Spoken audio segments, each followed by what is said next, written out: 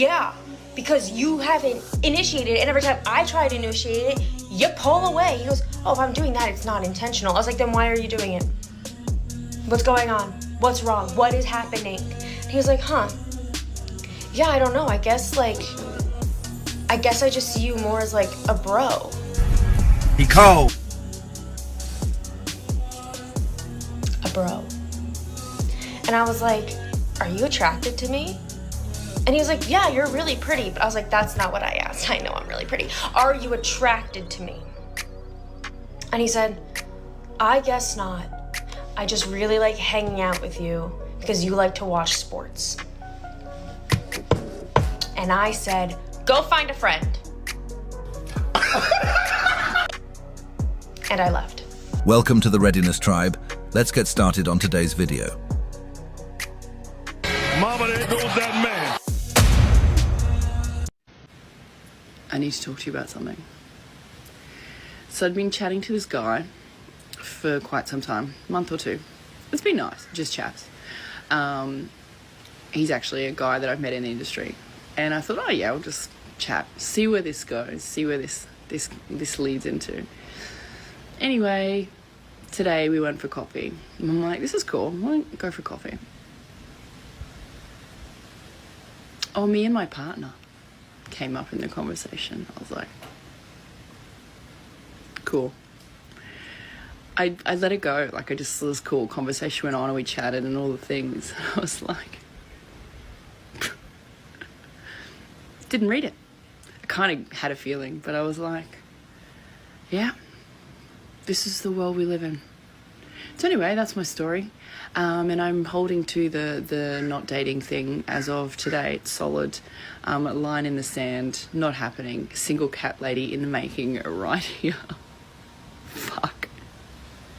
She thought coffee meant romance. Meanwhile, this man casually mentioned his partner and destroyed the entire fantasy. That's the crash out. She wasn't rejected after a date. She misread the invitation completely. Y'all know how when you're like 25, you be like, yeah, like, I want to be married, I want to have kids, I want to have a house, I want to have a stable career. Bitch, I'm 30 years old and I have a baby. I don't have a house of my own. I don't have a stable career. I don't have a fucking ring on my finger. I don't even have anybody that wants to fucking be with me. Like, I just feel very cooked. No, Yahtzee! I would like to know where y'all got audacity. Where did y'all get it? Because, like, show it to me. Why? Why are men out here pursuing women, literally pursuing them, and then trying to get to know you? I'm just trying to come see you. This ain't me, by the way, because could never be me. I'm fucking on not looking. I'm just in general. Stop it. Stories I've heard, things that people that I know have gone through, or, you know, seen on the internet. But, like, y'all are pursuing the fuck out of women.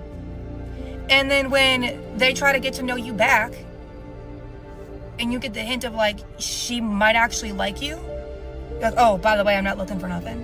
Bro, what were you doing last week? Texting 40 times in a row. Were you not trying to get to know her as well? Or are we just using everybody? In this generation, literally everybody uses everybody. It's a joke, hence why I'm single. She calls it love bombing. I call it a man realizing he was doing all the damn work. He showed interest, pursued, communicated, and you gave him crumbs until you finally decided he deserved a chance. Now he's moved on and suddenly he has audacity? Please. You thought his attention came with an unlimited warranty. Men aren't NPCs waiting patiently while you explore your options. He read your lack of enthusiasm as rejection, adjusted accordingly, and kept it moving. You didn't get played, you got replaced. Hot take, but we are going to be extinct as a species, the women, because every single girl that I've spoken to in the last few months, like gorgeous, amazing, model-esque girls, are having the same issue that the guys that they're talking to, the guys that they're seeing, the guys that they're not even going on dates with because they don't even get to that point, are all struggling with the exact same issue. So if If you're going through this, like, I don't want you to think it's you. I go to a ton of events where I meet like the most gorgeous girls and I'm like, are you single? And they say, yeah. I say, you're single? Like, yeah, I can't find a guy. I'm like, how can you not find a guy? Which makes me feel better, but it also makes me feel worse. The fact that like the most beautiful, successful girls in the world are unable to find like normal, sturdy men. They'll either have a date planned with a guy the day of he ghosts them. They'll go on a few dates, like get love bombed like crazy. This guy seems perfect on paper. Has his life together, has a job, works out, and he's not ready to commit, but he's like 37. It's like an ongoing theme that's coming up time and time again in my life with every girl that I meet is going through the exact same thing. And I saw Tinks posted about it and she said we're going through a paradigm shift. I don't know what paradigm means, but I felt that shift. And I fear like we're gonna go extinct. The issue isn't that men disappeared, they still exist. The dating market just doesn't guarantee every person the partner they want. If you're surrounded by women who can't find relationships, maybe stop asking where all the men went and start examining expectations, selection patterns, and reciprocity. Being single doesn't mean extinction, but believing your preferred partner must automatically choose you is definitely a recipe for frustration. So I dated a man for 3 months who apparently did not find me attractive and then put me in the bro zone.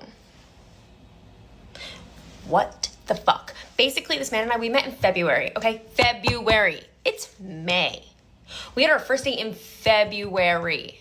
That's a long time to be going on dates. And we went on some really good dates. Like we went to a Broadway show and we went mini golfing and we did events, which I love because I don't drink. And he loved that I didn't drink. And he would think of ideas for us to do that didn't involve drinking. We went to Yankees games. We went to everything, okay? It was so thoughtful.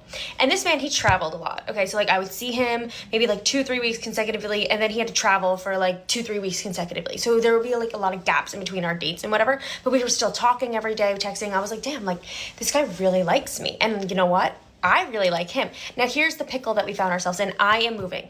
I am moving to Boston in less than a month. I move at the end of June. It is coming up fast. And this man, he was anxious. He was nervous. He was scared of me moving. He brought it up so many times. He don't know if he could do long distance. Fine, I get it. That's a lot. But I was like, hey, you know what? I'm having fun right now. Let's just keep it going. Let's see what happens. And we'll deal with the future when it comes. And he was always like, great idea. Let's do that. On one of his trips in April, he texted me and goes, you know what? I've decided I can't do long distance and I think we should end it. And I was like, oh, okay. Like, not much for me to do there, you know? I just kind of let it go. I was like, all right, fine. We'll end it. No big deal. Fine. A week later, who's in my text messages? He is. He goes, hey, I miss you. Hey, I think I end things too fast. Let's get together. And I was like, all right, cool. Sounds good. So we hang out again. Except from that point on, we go on 3 more dates. Three more dates. He does not kiss me once. Not a single kiss. And I was like, this is getting kind of weird. This is getting kind of strange. And our dates progressively went from let's go watch a game at the bar to let's just hang out in my apartment and watch the game. And now listen, I am all for sports. I love sports. I worked in sports. I'm all for watching sports. I don't want to watch sports every time I hang out with you, okay? I want to be doing other things. I want to be getting to know each other still. I want there to be some sort of expectation. I don't want to just be hanging out in your apartment watching sports, okay? But that's what he did. And on the last time we hang out, which was like 3-4 days ago, this is recent, he invites me over. He's like, let's watch the hockey game. I'm like, of course. Why would we not watch the Stanley Cup playoffs? Of course. Hockey game's over. He goes, let's put on the Cavs game. I was like, Jesus Christ. Okay, fine. Let's put on the Cavs game. I am so angry at this point. I'm so angry at this point. And finally, at this point, he still had not kissed me. Now, meanwhile, there were 2 other times that we hung out. I slept in this man's bed. He did not kiss me once. I was on my side of the bed. He was on his side of the bed. There was no cuddling. There was no kissing. There was nothing. So finally, he's putting on the Cavs game. And I was like, you know what? Is something wrong? And he was like, what do you mean? I was like, is something wrong? What is going on? You won't even kiss me anymore. Like, what is wrong? And he was like, I guess I hadn't realized that. I was like, what do you mean? What do you mean you haven't? He's like, I just haven't realized that, like, yeah, we haven't really kissed much. And I was like, yeah, because you haven't initiated it. And every time I try to initiate it, you pull away. He goes, oh, if I'm doing that, it's not intentional. I was like, then why are you doing it? What's going on? What's wrong? What is happening? And he was like, yeah, I don't know. I guess I just see you more as like a bro.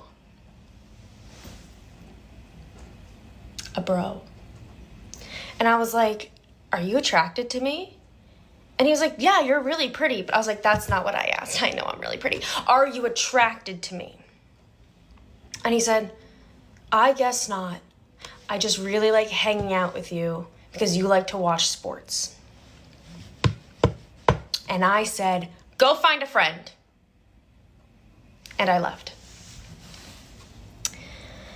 I'm so done with New York. See you soon, Boston. You didn't discover a unique form of heartless manipulation. You just stumbled into the female equivalent of the friend zone. Men have spent decades providing emotional labor, free dinners, and constant validation to women who weren't attracted to them, but liked having them around for convenience. He didn't view you as a partner. You were just a warm body to watch the game with. Welcome to the side of dynamic where you're used for utility, not desire. It hurts, doesn't it? And that's why this shift matters. The most difficult man to convince into a bad relationship isn't the angry man, it's the content man. The man who goes home and enjoys his house, enjoys his money, enjoys his hobbies, enjoys his friends, enjoys his freedom, and sleeps peacefully at night. You can't threaten that man with being single. He's already single and discovered he likes it. So if modern dating wants men to become more invested in relationships again, the answer isn't shaming men for walking away. It's demonstrating why a healthy relationship is worth walking toward. Because once men learn they can build meaningful lives without constantly pursuing female validation, relationships stop being necessities. They become choices. And when relationships become choices, everybody has to bring value, men included. That's the real shift. Men haven't necessarily given up on love.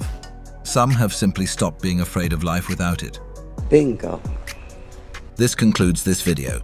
If you made it this far, thank you. If you enjoyed this video, please comment and subscribe. Artie out. Mama, there goes that